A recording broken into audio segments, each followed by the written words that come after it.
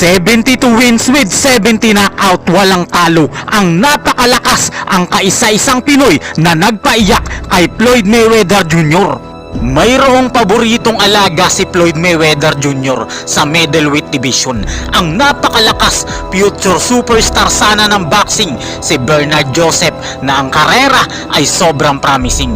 Pero nang makaharap niya ang Pinoy na may 72 wins, nawasak ang kanyang pangarap at napaiyak talaga ang kanyang amo na si Floyd Mayweather dahil 3 rounds lang ang itanagal ng kanyang paboritong boksingero mula sa ating pambato. At ang Pinoy na boksingerong ito ay ang pinakapaboritong boksingero ni Manny Pacquiao.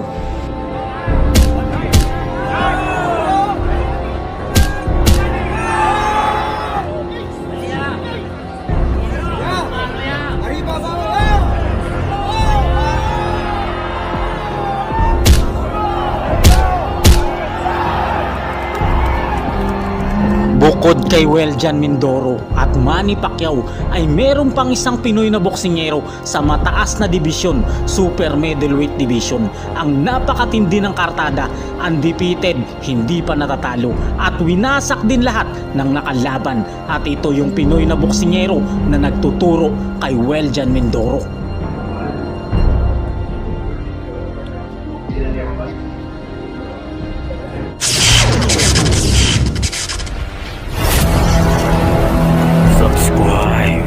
Yomer Felix de los Santos Marcial, o mas kilala bilang Yomer Marcial, ay ang ipinagmamalaking boksingero ng Zamboanga City, Zamboanga del Sur. Mula pagkabata ay lumalaban na sa SEA Games at Olympics ang ating boksingero. Napakarami na niyang inuwing ginto, silver at bronze na medalya. Literal na bayani ng Pilipinas ang ating bida. Lumalaban ito sa mataas na dibisyon ng boxing, ang super middleweight division. Pinagsasabay niya ang Olympics at professional boxing at hindi biro ang kartada niya sa Olympics dahil meron na siyang 72 wins with 26 knockout. Mas matindi pa sa kartada ni Pacquiao ang record ng ating boksingero, kaya naman literal na halimaw ang ating pambato. Araw ng Sabado, April 9 taong 2022 sa Virgin Hotel, Las Vegas, Nevada ay dumayo ang ating bida. Makakaharap niya rito si Isaiah Hart, isang bato-batong Black American na boksingero, at dito gumawa ng imposible ang ating pambato. Sa laban na ito, kahit na ilang beses na pabagsak ang ating kababayan, tumayo pa rin siya at tinapos ang kalaban sa ika-4 na round ng kanilang bakbakan. Lang. Ang pera. Uy! Putang ina.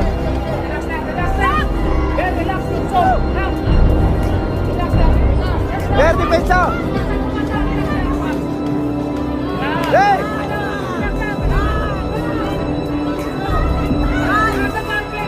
Jump!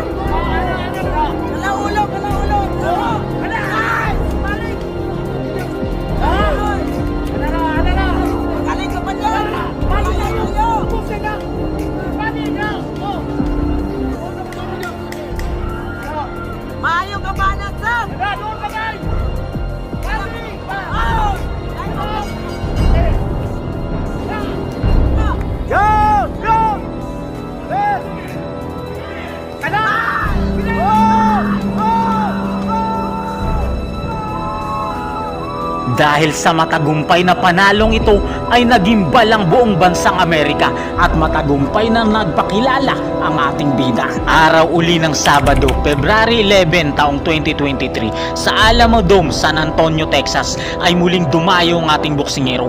Makakalaban niya rito ang pinakamalakas na boxer ng Argentina, si Ricardo Ruben Villalba. Ay matindi rin ang kartada na may 20 panalo, 5 sa pamamagitan ng KO at 2 lang ang talo. At nangako pa ito na papatulugin niya ang ating bida, pero 2 round lang pala ang itatagal niya. Let's go lang!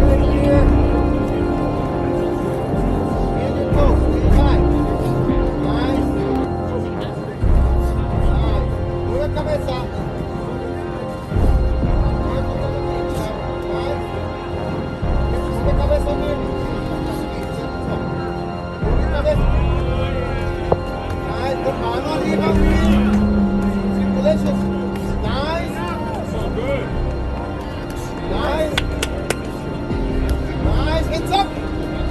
You don't like it? Good. Nice. Very good again.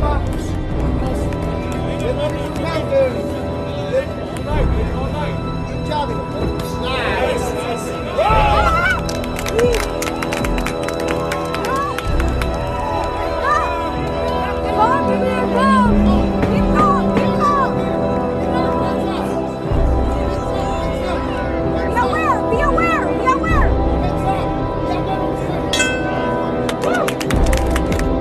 By the way, I love that left hand to the body from Marcial. Sometimes it's a straight left, a lot of times it's a sweeping left that comes real low and then up almost. Good left hand.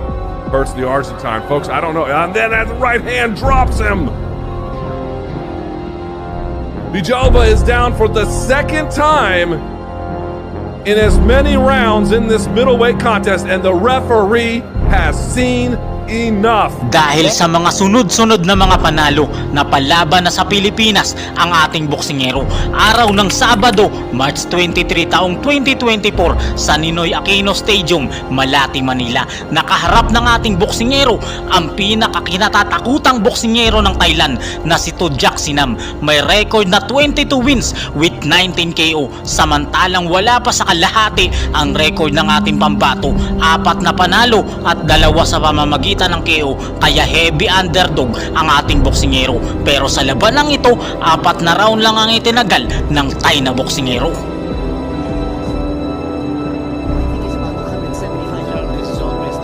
That's right. He's a four-time Southeast Asian Games gold medalist.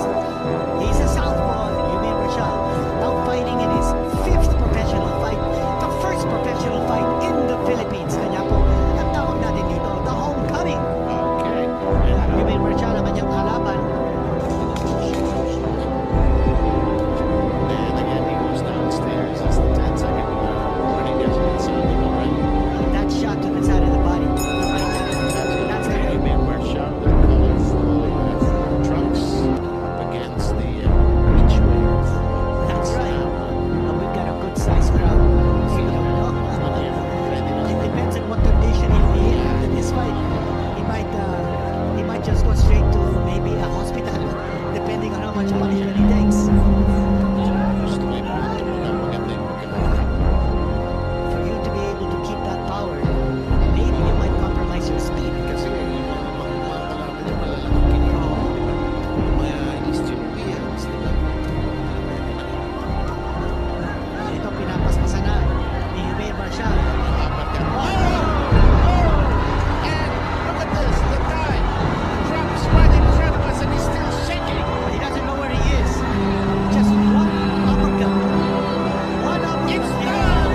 It is over! Dahil sa impresibong panalo ng ating boksingero ay kinuha siya para maging undercard sa laban ni Manny Pacquiao versus Mario Barrios araw ng Sabado, July 19 taong 2025 sa MGM Grand Arena, Las Vegas, Nevada ay muling dumayo ang ating bida. Makakaharap niya rito ang kinatatakutan at bato-bato ang katawan, isang Black American. Si Bernard Joseph ay may 11 panalo at 5 sa pamamagitan ng KO, Pero katulad ng ibang boksingero, round number 3 lang din ang itinagal niya sa ating pambato. Siya ang isa sa paboritong alaga ni Floyd Mayweather Jr. sa super middleweight division. Future superstar ang boksingerong ito, pero winasak lang siya ng ating pambato. Round number 1, maliksi talaga ang future superstar na kalaban, pero hindi ito umubra sa lakas ni Kabayan.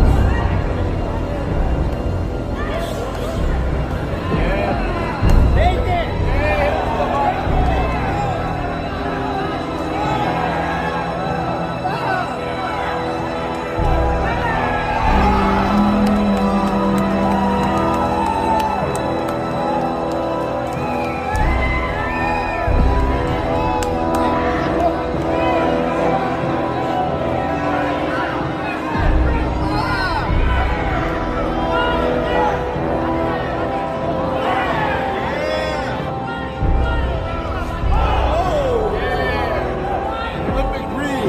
Yeah, go to work. Trenches.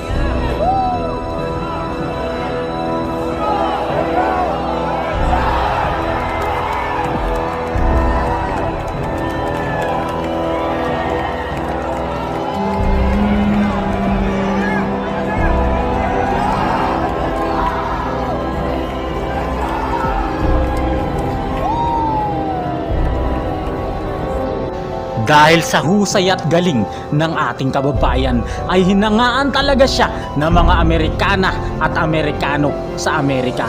Namangha at napahanga ang mga manunood sa Las Vegas, Nevada. Nagpa-picture pa talaga sila sa napakagaling na ating bida. Di na magtatagal at magiging world champion na natin ito. Siya na ang bagong ipinagmamalaki ng mga Pilipino.